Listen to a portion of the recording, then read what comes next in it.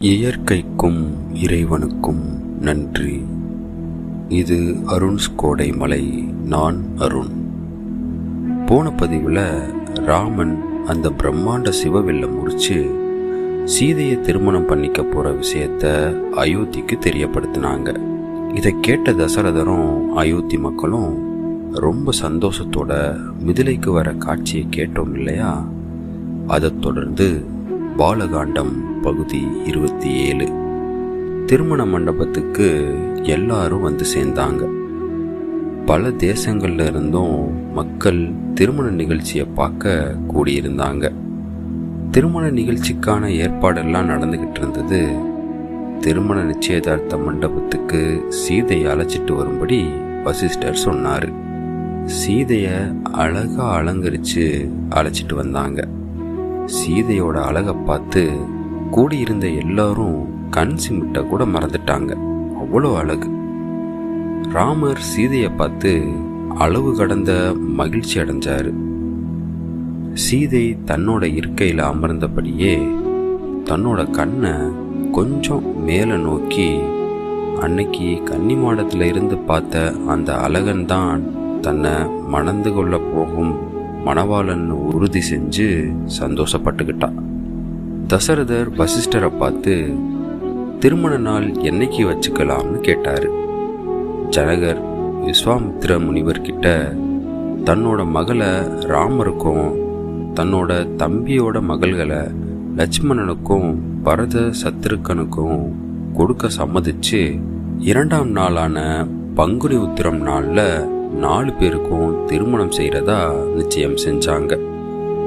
2ஆம் நாள் நடக்க இருக்கிற திருமணத்துக்கான வேலைகள் எல்லாம் விரைவாக நடக்க தொடங்குச்சு. நாளைக்கு திருமணங்கிறதுனால சீதை ராமனை நினச்சி அவதிப்படுறா. ராமனும் சீதையை நினச்சி ஏங்கிக்கிட்டு இருக்காரு. மிதிலை மக்கள் எல்லாரும் திருமணத்தை பார்க்க தங்களை அலங்கரிச்சுக்கிட்டு வராங்க. திருமண நாள் வந்தது. மிதிலை நகரமே அலங்கரிக்கப்பட்டு விழா கோலமாக காட்சி அளித்தது. வாழை மரமும் வண்ணமயமான தோரணங்களும் மிதிலை நகரை அலங்கரித்தது.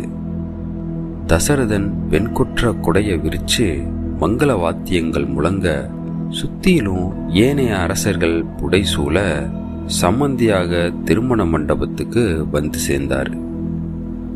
ராமர் மங்கள நீராடி காதணிகள், வீரப்பட்டம், திலகம், உத்தாரம், பட்டாடை எல்லாம் உடுத்தி இன்னும் பல ஆபரணங்கள் எல்லாம் அணிஞ்சு அலங்காரமா தேர்ல ஏறி திருமண மண்டபத்துக்கு வந்து சேர்ந்தாரு. மண்டபத்தில் ஹோமம் தொடங்கி வசிஷ்டர் முன்னிலையில் சடங்குகள் தொடங்குச்சு. முனிவர்கள் வேத மந்திரங்களை சொல்ல ஜனகர் சீதையோட கையை பிடிச்சு ராமன் கையில் கொடுத்து கன்னிகா தானம் செஞ்சு வச்சாரு. அந்தணர்களும் தேவர்களும் ஆசீர்வதிச்சாங்க. மன்னர்கள் வாழ்த்து சொல்ல மக்கள் மகிழ்ச்சியோட ஆரவாரமும் செஞ்சாங்க. ராமரும் சீதையும் அக்னிய வலம் வந்து திருமண சம்பிரதாயப்படி ராமன் சீதையோட கழுத்துல மங்களனான கட்டினாரு. அதே மண்டபத்தில் லட்சுமணன் ஊர்மிளைக்கும், பரதன் மாண்டவிக்கும், சத்ருக்கன் சுருதி கீர்த்திக்கும் திருமணம் நடந்துச்சு. தொடர்ந்து பாலகாண்டம் பகுதி 28. ராமர், சீதை அப்புறம் மற்ற புதல்வர்களோட திருமணம் முடிஞ்ச அப்புறம் தசரதர் மிதிலையில் சில நாட்கள் தங்கினார். விஸ்வாமித்திரர் ராமனுக்கு வேதங்களில் சில ராஜநீதிகளை கற்றுக் கொடுத்தாரு. அப்புறம் விஸ்வாமித்திரர் தவம் செய்யறதுக்காக மறுபடியும் இமயமலைக்கு போயிட்டாரு. ஜனகர் ராமர் கிட்ட, என்னோட மகள் சீதை உன்னோட மனைவி ஆகிட்டா. இப்போ நீ போற தர்ம நெறியில உன்னோட துணையா அவளும் இருப்பான். உன் நிழல் போலவே எப்போதும் உன்னோட இருப்பான்னு சொல்லி சீதைய ராமனோட அனுப்பி வச்சாரு. தசரதர் தன்னோட மனைவிகள் மற்றும் நாட்டு மக்களோட ஜனகர்கிட்ட விடை பெற்று தன்னோட நாட்டுக்கு புறப்பட்டாரு. ஜனகர் 4 பொண்ணுகளுக்கும் சீதனம் தந்து அறிவுரைகள்லாம் சொல்லி வழி அனுப்பினார். ராமரோ சீதையோட தனி தேர்ல புறப்பட்டாரு.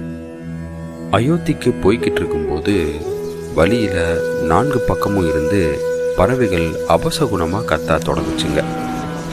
விலங்குகள் எல்லாம் வழக்கத்துக்கு மாறா வலது பக்கமா ஓடிச்சுங்க. பூமி நடுங்க காத்து பலமா அடிக்க மரங்கள்லாம் கீழே சாய தொடங்குச்சு. இதை பார்த்த தசரதர் வசிஷ்டர் கிட்ட சகுனம் சரியில்லாமல் இருக்கு, என்னோட மனசு படபடப்பா இருக்கு, இந்த சகுனத்துக்கு என்ன பலன்னு கேட்டாரு.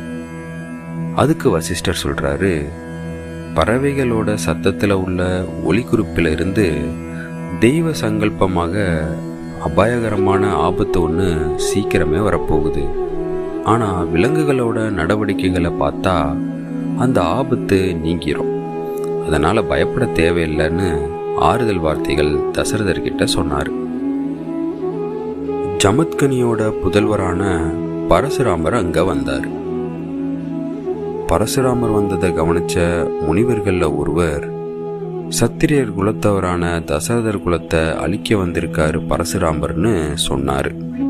இதை கேட்ட வசிஷ்டர் தன்னோட தந்தைய கொன்ன சத்திரியர்களை கொல்ல சபதம் செஞ்சு சூரிய குலத்தோட 21 தலைமுறைகளை அழிச்சிட்டு சத்திரியர்கள் மேல இருக்க கோபத்தையும் வெறுப்பையும் விட்டுருவாரு பரசுராமர், அதனால இப்போ அதுக்காக வந்திருக்க மாட்டாருன்னு சொன்னாரு.